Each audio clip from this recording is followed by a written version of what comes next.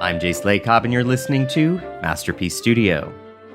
One always knows where they stand with vicarage housekeeper Sylvia Chapman. She never conceals her true feelings, as her heart has made a permanent residence on her sleeve. But make no mistake, Mrs. C loves her found family and will do just about anything for them.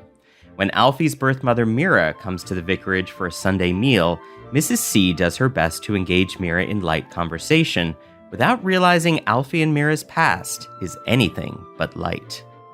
What about his father? What did he do? Mrs. C? Sorry, do you mind?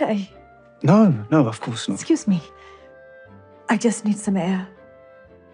I didn't mean to pry. But prying is what Mrs. C does best. When a string of petty crimes catches her attention, she can't help but investigate.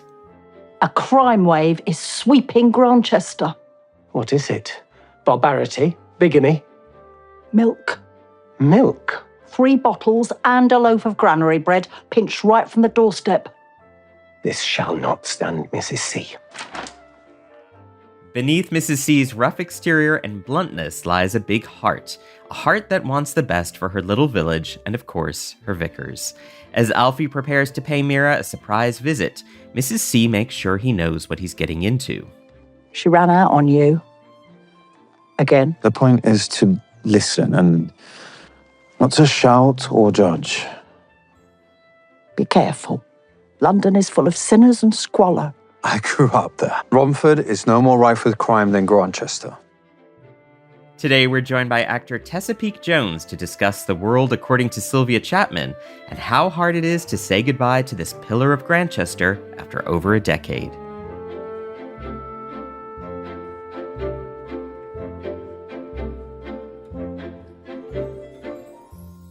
And this week we are joined by Grantchester star Tessa Peake-Jones. Welcome.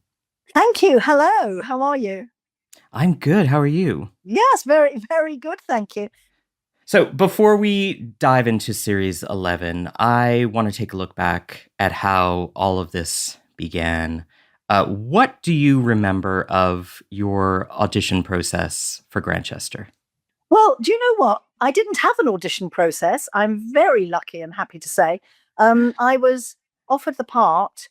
It was under very strange circumstances, actually, because my mum was very, very ill. She was in a residential home. They told me that she'd probably got about 24 hours to live. She had dementia. She was in her 90s. It wasn't a great surprise. But at the time that happened, I remember I got home from visiting her and my phone rang and it was my agent. And she said, "Oh, you sound a bit low. Are you okay?" And I said what was happening. And she said, "Well, look, this isn't going to make up for that at all. But I just want you to know you've been offered a drama series called Grantchester. It'll start in about a month's time." Which, of course, actually, as it turned out, Mum did die the next day. And it was all worked out rather well, actually, because I had time to sort of get my act together, get through the funeral, start thinking about the future. It was almost, I felt it was like my mum's parting gift to me. It felt like, in some weird way, she'd sort of engineered it so that I would be offered this job. It came completely out of the blue. And my agent said at the time, "We think it might only be one series. We're not sure. It's based on a book. And you'll be the housekeeper. It's about a vicar and a detective." And that's sort of all we knew. And I think they did take out a 3-year option, but I don't think any of us they do that a lot and you never quite believe it.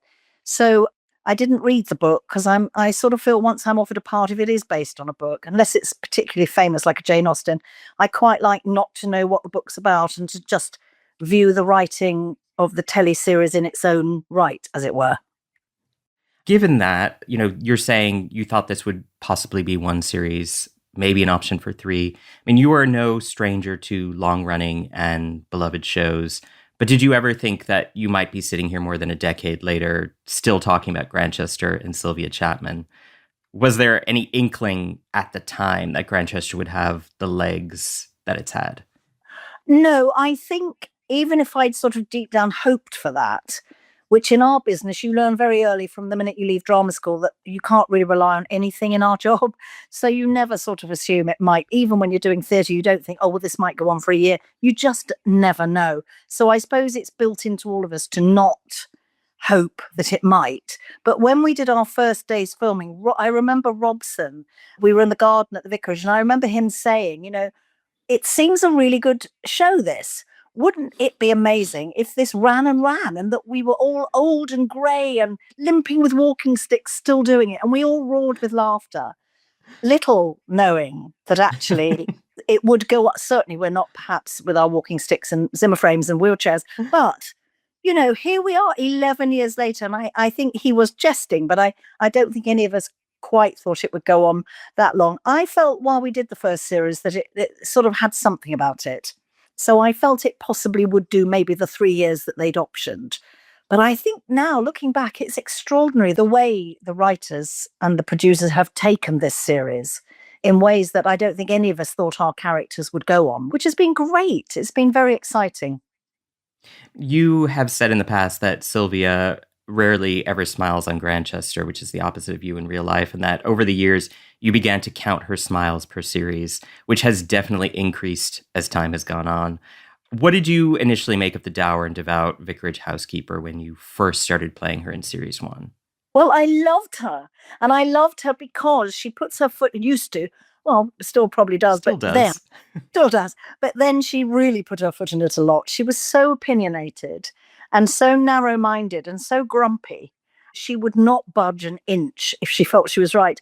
And I love that because I'd never sort of played that character before. As I say, I'm normally the smiley, sort of jolly, gentle one. So to be given that opportunity, and of course that some of it was comedic, but it also always had strands of this woman being quite lonely, never knowing where the first husband had gone. He disappeared in the war, never come back. So there was a strain of a sort of loneliness that I felt was probably informing why she was the way she was and why she was very stiff and had clung to religion as a form of defense in a way. So it was joyful. And I think they explored from quite early on, actually, the deep down maternal, unfulfilled feelings that she had through the various vicars that entered her life and, of course, through Leonard. And I think that was something that originally, I think it was there, but it was delved into much more over the future series, I think. It's funny you mention that. One of the scenes that I think back on most fondly is the moment in series 7 where Sylvia lets the doctor believe that Leonard is her son, and neither Sylvia nor Leonard correct him. And I think that the evolution of that relationship between Sylvia and Leonard as they become this sort of surrogate mother-son pair is such a beautiful part of this show. How would you describe those characters' rapport? Yeah, I mean, I agree with you entirely. I think that, again, is something that the writers delved into more and more each series. They watched, I think, the way Leonard and Maguire early on, then Chapman was, and the way Al Weaver and I will work together, which is a very easy, light-hearted sort of, and yet serious when we have to be, relationship as actors. So I think they sort of tapped into that. And I love the fact that, he didn't seem to have family, Leonard. And Mrs. Maguire/Chapman, I think, would love to have had children, but it didn't go that way. Her husband disappeared. It was too late by the second marriage to Jack. So there was that part of her that had never really been explored. And suddenly here was a vulnerable young man. But what was lovely was the journey from her first rather judgmental feelings about him in series 1 and her certainly, can we say, nearly homophobic views. The fact that that was then brought to the fore, and through her love of him and his education of her, she was able to alter those narrow-minded views and actually to open up. And I think when you see a character change for the better because of experiences that she doesn't know about before, it's fascinating to play, and B, it's very rewarding, I think, to watch. It is. I think, too, the fact that those two characters in particular are linked in a way by this shared isolation and sense of loneliness, this lack of family and connection. And I love the fact that they do find each other.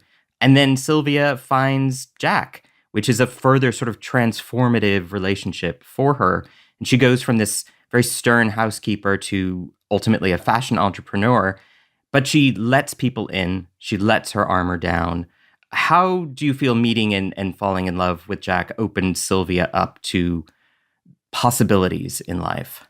Yes, I absolutely agree with you. I think that's exactly what happened. I think she was on a trajectory at the beginning of perhaps the first two series, maybe three, of a loneliness. Even though she had the church, she had her vicar to cluck around, she had the relationship with Leonard developing, but I think there was, of course, a lot missing. And once the Ronnie Maguire storyline had resolved itself for her, it allowed her to be freer.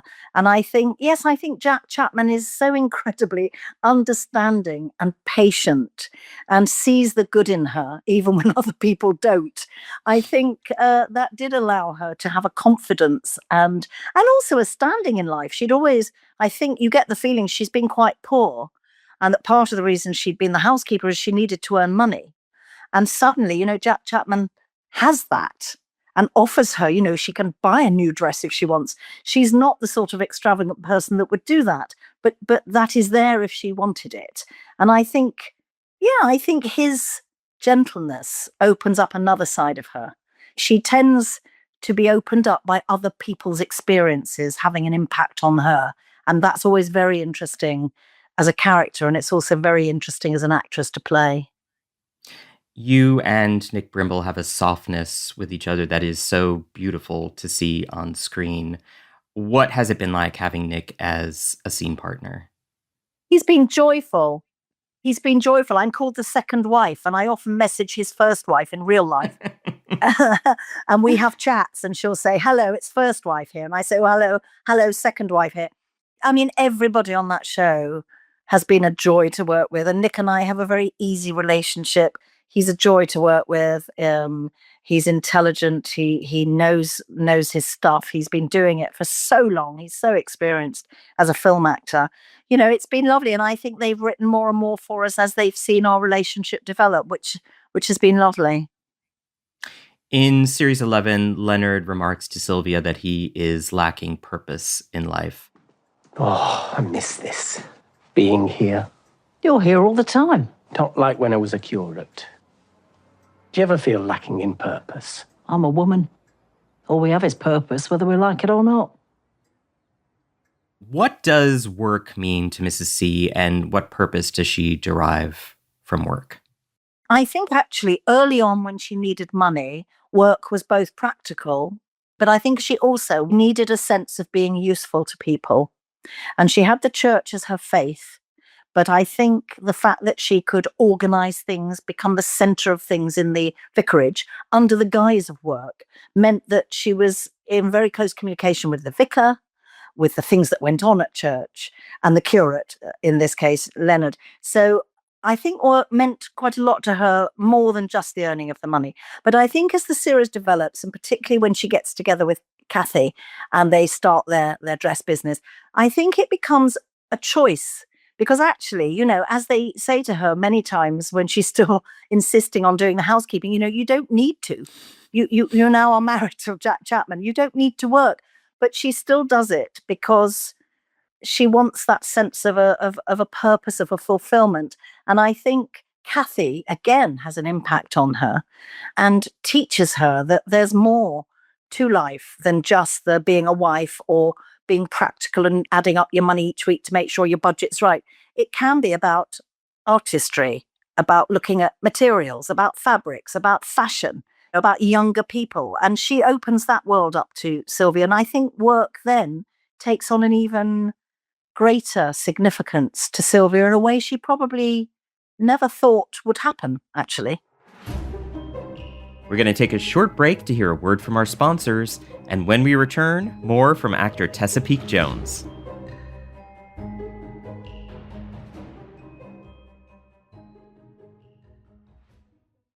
Ocean voyages, expeditions, river journeys. Viking is dedicated to bringing travelers closer to the destination, offering a small ship experience and a shore excursion in every port. Learn more at Viking.com. And we're back with actor Tessa Peake-Jones. Mrs. C, like Geordie, has been in the unique position of forging a slightly different bond with each of the successive vicars.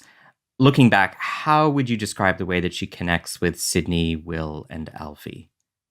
Well, the lovely thing is, it's been sort of different in every case, which again, I put down mainly to Daisy Coulomb and to the other writers. So I think the relationship with Sydney was very much this young man needs to be kept an eye on. You know, he liked jazz, he liked whiskey. And in those days, Mrs. Chapman was even stricter about that stuff. And I think just thought, you know, he's got to be reined in. But of course, by the end, became so attached, he was yet another son to her. And I think, you know, she was very upset when he left.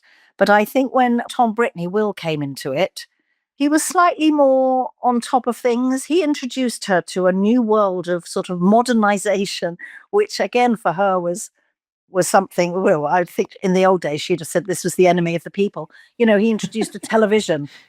He introduced a coffee making machine. I mean, these things were unheard of for her in the 50s. So I think he had a modernism about him that opened up. And also she again took him on as a son. She felt, I think, that he needed a wife and children. He needed grounding. And then, of course, the wonderful Rishi coming in playing Alfie, completely different yet again, opens up for her through lack of knowledge, I would say, and ignorance, not racism. But she wasn't understanding of a world that Alfie brings with him because she was unaware of it. She'd never known it. And what could have become judgmental through the delightful Alfie opens her up. Again, her mind is opened and she realizes he's a very good vicar. I think, again, she adopts him as a son. She wants him to find somebody that he could be happy with. That's always quite important to her, that the vicars aren't lonely. And I think eventually that's why she actually gives in to her beliefs about Leonard, because she sees that he will not be lonely if he's with Daniel. And although that goes against perhaps her beliefs early on, I think she realizes that the comfort of a fellow partner is more important than living a life alone. And she has softened over time, our Mrs. C. I think her cancer scare, her marriage to Jack, but she's still Sylvia. She cares, and she'll show you that she cares by not taking no for an answer. Do you think Mrs. C, if she were forced to choose, has a favorite from among those three vicars? No, and you're not going to get me to say so. No as Mrs. C and no as Tessa. No, I loved them all. I mean, I was so amazed because we knew after James, bless him, you know, chose to leave at the end of series 3, beginning of 4, we did think, well, these are shoes that are quite difficult to step into, another vicar. And we hoped it would work, but none of us were sure. And of course, Tom came in and completely took it a different direction and did fill those shoes. And then when Tom left, however many years later, many series later, we all thought, oh, but now, who will now? Another vicar. And then in came the wonderful Rishi Nair. So it is quite extraordinary, isn't it, that if you get the right actor in each time, because the rest of it, the foundations of the series, I think, are so strong, it will take and adapt like us as characters do. It will take a newcomer coming in who before long becomes part of the furniture just like the one before. It's amazing, really. So in series 11, Mrs. C and Alfie's birth mother Mira get off to a rocky start, with Sylvia peppering her with questions about where she's been or reacting to her vegetarianism. And it's awkward. It's even a bit painful, even if Sylvia means well. What does she think of Mira, and how concerned is she for Alfie's well-being at the start of series 11? I think although it comes over that she's quite tough with her, I think actually it only comes from a place of protection of him. She has a feeling from the word go that something's not quite right. And I think her defense of him and her worry that he will be hurt overrules, even in her case, her politeness sometimes with Mira. And of course, you know, we're going to see, but perhaps Sylvia is right. I think she's wary, but I don't think it's out of a jealousy, or I think it is that she's deeply concerned that he might get hurt, and she really doesn't want to see that. I mean, by episode 2, she is gently trying to get Alfie to adjust his expectations about this relationship with Mira, and she tells him about Ronnie. My first husband, Ronnie, disappeared during the war. For 10 years, I thought he was dead. And then out of the blue, he came back. What happened? I hoped for the best and got the worst. I've come to think it's better to do the opposite of that. What did you make of that exchange about hoping for the best and getting the worst, and instead sort of hoping for the worst and getting the best? What does that mean for Sylvia? Well, I think for Mrs. C, that's quite astute, actually, isn't it? And I think it is founded on the heartbreak she went through with Ronnie, finding out that, he'd lived this bigamous life and had another wife and children, all the things she'd hoped to have. So I think it's perhaps a bit strong, but again, it's her way of saying, isn't it better to be forewarned and forearmed than to go into something very open and then get hurt? Those words aren't that silly, really, are they? The advice she gives him about perhaps not necessarily the worst, but I think she's trying to say, don't just fall for this. Wait and see. Work out how it is. Just be forearmed. And I think it comes again just from a place of care of him as the maternal side that she's probably not even weighing up compared to Mira, but subconsciously probably, she feels that maternal side is something she has earned with him over the years of knowing him, and this Mira has not. My favorite line in episode 3 is courtesy of Mrs. C. A crime wave is sweeping Grantchester. What is it? Barbarity? Bigamy? Milk. Milk? 3 bottles and a loaf of granary bread pinched right from the doorstep. This shall not stand, Mrs. C. And she and Leonard begin to plan a sting operation to catch the thief red-handed. How much do you enjoy the interplay between comedy and emotion in Grantchester? I just love it. I mean, it's every actor's dream. I've done my fair share of comedy programs in the past, and that is lovely, but you only get that one layer, and it's great, and to hear the laughs is wonderful. But actually, to be given a choice where you can play the comedy sometimes, but also within a flip of a coin, you can be sad or upset or something angry, or, to turn that quickly from one to the other. I mean, it's a joy. It's a dream for an actor, that. And I think Grantchester, actually, again, all praise to the writers. I think they do it very, very well for all the characters. It's revealed that the thief is local village boy Raymond, whom Sylvia and Leonard catch in the act of stealing some rather crumbly biscuits. Sylvia says indignantly to that, they were meant to be crumbly, of course. And Raymond kicks Leonard and runs off, and it's then that they discover Raymond's father's Marcus is ill. Does this change Mrs. C's perspective on the boy at all? Yes, I think it does, but I think more importantly, she sees what it does for Leonard. And Mrs. C is somebody who views life through the people she's close to, and she's very protective of that rather than of herself. And I think, as will be revealed in the future of this series, the discovery of Raymond and his father is going to have a very, very large impact on Leonard. And she, again, like Alfie, is part understanding but part concerned that Leonard will get hurt. On that note, she can see that Leonard is struggling, but she can't quite articulate why. He's helping people get a second chance in life through his work, even if that work isn't in the church. You have worth, Leonard, she says, silly boy. Does she see what Leonard is missing in his life, or that he might be the one needing a second chance? I think it's interesting because we don't touch on this in the series, a scene between Leonard and Mrs. C. But I think what she notices in him is how much impact it's had that he had to give up being a curate and give up the church. And for all that it took him in a different direction, and, he's discovered things about himself and helping the community, all things she would approve of. I think because of her faith and because of how much she knew his faith meant to him, I think she is conscious of something lacking in him, which is connected with God and with his now inability to put that into practice by the job he loved before. She sends Alfie on his way to Romford to see Mira, saying London's full of sinners and squalor. But they learn his tires have been slashed, which Sylvia bemoans as the village, quote, falling into rack and ruin. Geordie admits maybe he shouldn't have found Mira after all. Mrs. C says Alfie deserved to know her. Does she see trouble ahead? I think she does see trouble ahead, but I think she has, as we talked about a little earlier, actually, she has confliction about this, because I think she is worried for Alfie and for what might happen discovering his birth mother. But at the same time, I think she does feel, having watched him and spoken to him, that he has a right to know, and to know a little more of his story. And the only person that can fill him in on that is Mira.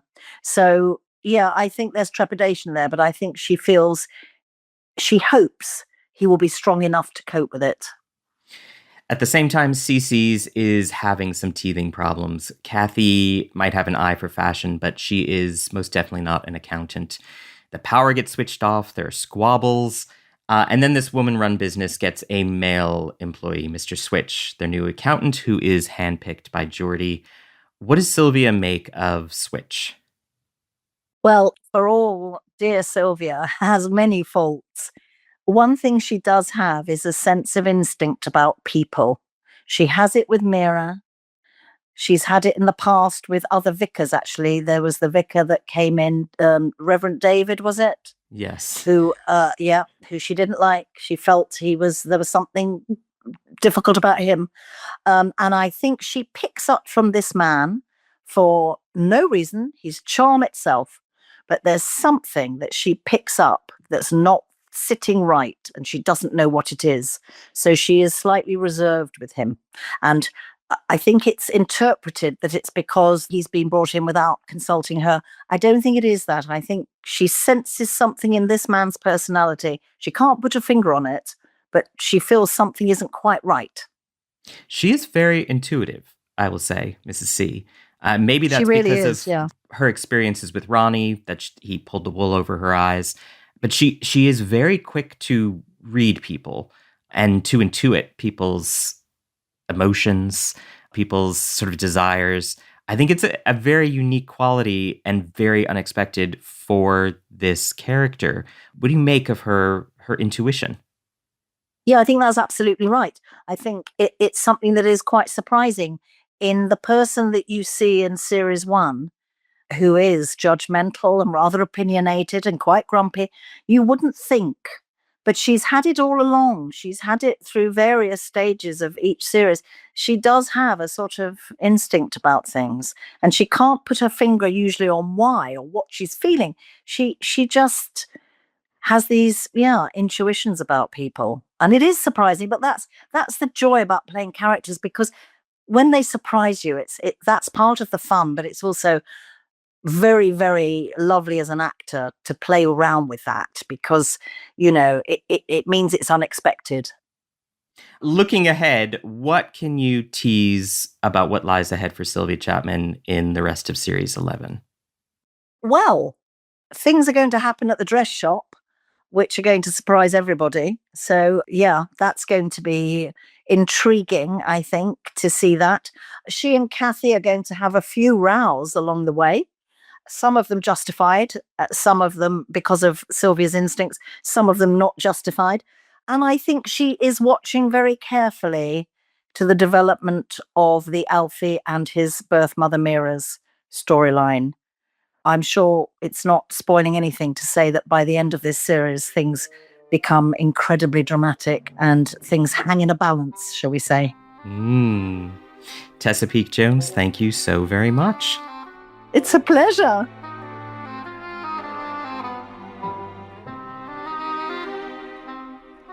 Next time, a dead man found next to a pond leads Larry, Geordie, and Alfie to Bishop Aubrey Gray's estate, where he's holding a retreat for the local vicars. I've never seen so many. Not all in one place. Yeah, looks like the bishop's invited everyone. Except you, Alfie. Join us next week as we talk with actor Bradley Hall about how his character, Larry Peters, takes on more responsibilities at work and at home.